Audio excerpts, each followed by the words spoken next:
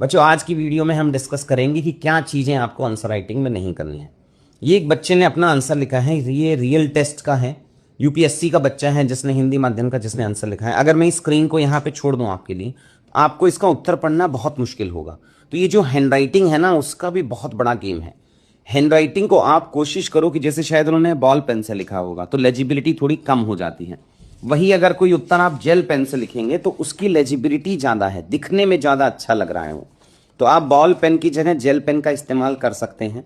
दूसरा क्या है, ये जो मुझे तो मतलब कहना नहीं चाहिए बट ये थोड़ी Japanese style of answer writing लिख रही है, डॉक्टर स्टाइल की आंसर राइटिंग लिख रही है, वो समझ में नहीं आ रही है। 60 साल का इवैल्यूएटर है, हो सकता है उनकी आईज वीक हो, बहुत सारे पैरामीटर होते हैं 60-65 साल के इवैल्यूएटर के। उसके लिए आपको चीज़ें सिंपल बनानी है ताकि वो आपको उत्तर लेखन पूरा पढ़ें। हैंड राइटिंग इंप्रूव करनी है। ये जो पॉइंट है वो एरो एरो मार के छोड़ दिए हैं, इसकी जगह आपको नंबरिंग करनी चाहिए। ये आपने एक कनेक्टिंग कंक्लूजन लिखा है, मतलब कंक्लूजन से जस्ट पहले एक पैराग्राफ लिखा है, ये नहीं करना चाहिए। हेडिंग डालने के बाद पैराग्राफ डाला है पॉइंट से पहले, ये नहीं करना चाहिए। सेकंड क्वेश्चन पे आते हैं। सबसे बड़ी दिक्कत क्या है कि अगर आप चुनौती लिख रहे हैं तो ये समझ में ही नहीं आ रहा कि ये चुनौती लिखा हुआ है और ये किस चीज़ की चुनौती है। तो क्वेश्चन से ही हेडिंग निकाल के आपको पूरा देना चाहिए ताकि इवैल्यूएटर के लिए आप आसान कर पाएं। तीसरा क्वेश्चन बच्चा नहीं कर पाया, समय की कमी होगी। ये चौथा क्वेश्चन है, इनके भी परिचय अगर अपन देखेंगे तो भाई 7-7 लाइन में जा रहे हैं। 10 मार्कर क्वेश्चन में अगर 6 से 7 लाइन का परिचय है आपका तो मतलब आप 35-40 शब्दों में तो परिचय लिख रहे हो।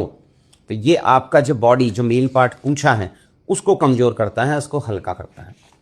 फिर ये 5वां क्वेश्चन है बच्चे का, उसमें भी अगर आप परिचय देखेंगे तो 1 2 3 4 5 6 7 8 9 लाइन का परिचय है, काफ़ी गड़बड़ लेवल है। ये सब चीज़ें हमें शुरुआत में ही कर देनी चाहिए। दिक्कत क्या होती है कि अपन फाउंडेशन की क्लासेस लेते हैं, फाउंडेशन में बड़ा बड़ा पैराग्राफ बड़ा बड़ा लिखते हैं, 2 साल वहाँ बर्बाद करते हैं, फिर वापस उत्तर लेखन में आते हैं तो ये खराब स्थिति में आते हैं और मुझे 4-5 महीने लग जाते हैं उसको सुधारने में।